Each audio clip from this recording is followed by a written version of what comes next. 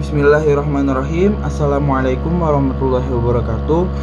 Perkenalkan, nama saya Muhammad Taufik Anfasa dengan nomor NIM 19321204 dari jurusan Ilmu Komunikasi dan mata kuliah Komunikasi Massa. Ya, jadi sebelum saya mulai presentasinya, terima kasih untuk teman-teman yang sudah melihat, dan ada kalanya kalau misalnya ada salah dan kekurangan bisa langsung komen di bawah ini. Pesan tersembunyi dari industri film. Kita tahu kalau misalnya film itu emang banyak maknanya, kayak misalnya ada yang kasih ibu ataupun yang pokoknya bermakna. Tapi tahu nggak kalian kalau misalnya ada pesan tersembunyi dari industri film? Maksudnya film itu dibuat untuk meng-create, untuk membuat keadaan ataupun kesamaan dari sebuah kejadian. Dekade ini adalah dekade yang perkembangannya paling pesat untuk industri film ya. Seperti yang kita ketahui, penonton film yang ada di dekade lalu itu berbanding jauh sama zaman sekarang. Banyak kayak action, terus action movie, romance, komedi, sci-fi, semuanya berkembang pesat. Terus habis itu, maka dari itu, dan ada salah satu fenomena yang dimana kalau lebih banyaknya sci-fi ya, dari banyaknya fenomena yang dimana film itu memberikan pesan tersembunyi ataupun persamaan dengan apa yang ada di real life, kehidupan asli, atau yang bisa kita sebut subliminal message. Oke? Ya, pada awalnya pesan tersembunyi ini atau yang bisa kita sebut subliminal message ini awalnya ada di layar bioskop di New Jersey, Amerika Serikat pada tahun 1956 yang menampilkan dengan cara flashing, kayak ditampilin tapi dalam sekejap itu drink Coca-Cola, and kalau hungry eat popcorn gitu loh, dengan kecepatannya 1/3000 detik. Itu tuh udah kayak itu teknologi subliminal message pertama kali agar penonton itu bisa tahu apa yang dia inginkan gitu. Ya, jadi menurut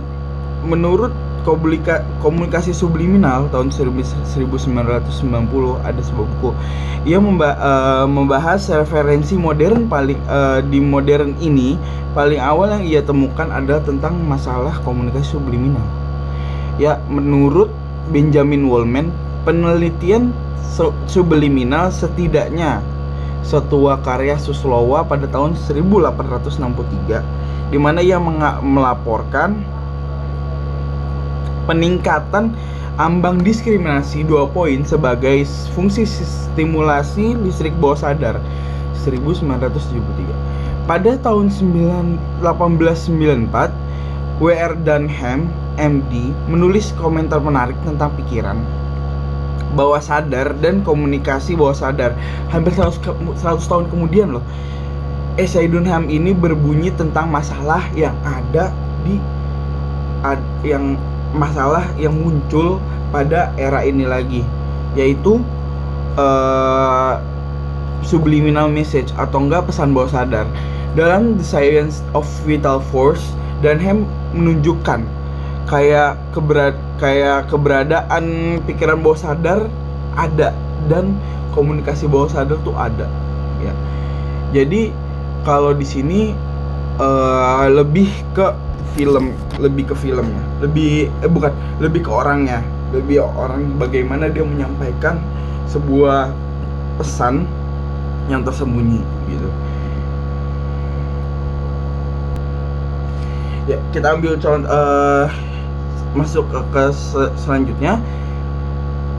Ternyata udah banyak banget blockbuster yang menampilkan kayak ini loh perbedaannya di real life, di kehidupan asli sama di film, dan dibandingkan dan bagaimana solusinya itu udah sangat digambarkan. Kita ambil contoh aja kemarin blockbuster Netflix dari Spanyol itu namanya The Platform.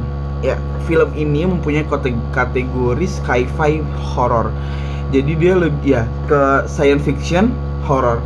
Di dalam film tersebut diceritakan seseorang di dalam lubang yang menandakan kasta seseorang. Jadi makanannya turun dari atas gitu. Jadi di dalam film itu lantainya banyak seperti prison, kayak penjara, tapi dia dari atas sampai bawah. Jadi dia ada levelnya, dari level 1 sampai level 333. Itu isinya orang semua, dan distribusi makanannya sama dari atas sampai bawah. Gimana orang itu bisa nyampe, maksudnya dia dengan cara bunuh-bunuhan di bawah agar bisa mendapatkan makanan, karena sampai 50 atau enggak sampai lantai 70 aja itu udah bunuh-bunuh, udah makanan stok dari atas tuh udah habis karena rakusnya dari lantai atas gitu. Jadi di setiap bulan ini dia kayak berpindah tempat, dari lantai yang paling bawah bisa jadi yang paling atas, dan bisa yang paling atas jatuh langsung ke lantai bawah. Nah, terus habis itu kok yang pemeran utamanya ini bertanya-tanya kok nggak selesai gitu. Jadi ternyata ada pesan yang tersembunyi. Ternyata ada anak kecil di mana, ada anak kecil di penjara itu. Jadi sebenarnya anak umur 18 yang masuk penjara situ cuman boleh 18 tahun ke atas. Tapi ini ada anak kecil, dan anak kecilnya ini istimewa gitu. Dan keseruan lainnya bisa kalian tonton gitu ya. Pesan yang disampaikan, kita bisa lihat orang di dunia asli sama di dunia ini, dunia asli sama dunia film itu beda-beda. Maksudnya ada yang kasta teratas makin rakus, dan itu cepet banget. Maksudnya roda kehidupan, roda yang dari miskin ke kaya itu bener-bener cepet, dari atas ke bawah, dari bawah ke atas, itu cepet banget. Jadi film ini memberitahu gitu loh para manusia, nih kehidupan sekarang tuh kayak gini dan solusinya tuh bagaimana gitu.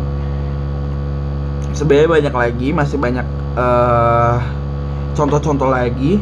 Contohnya The Shining, film horor yang menurut saya paling, maksudnya dia kayak psychopath gitu,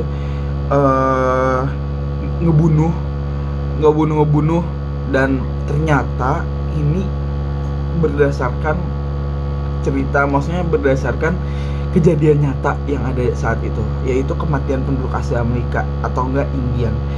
Itu tuh kayak digambarkan yang diburu itu adalah Indian karena dia minoritas gitu. Ada lagi District 9, blockbuster juga tahun 2009, politik apartheid.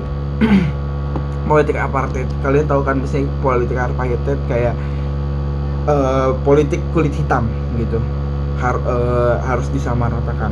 Terus ada lagi nih film dari Asia, yaitu Battle Royale.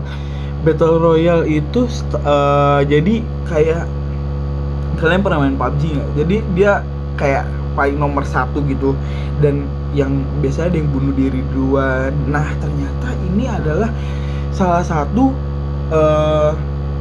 dari Jepang gitu. Pendidikan Jepang tuh kayak begitu. Jadi ada yang pinter banget, ada yang bunuh diri duluan karena saking nggak kuatnya dengan keadaan gitu.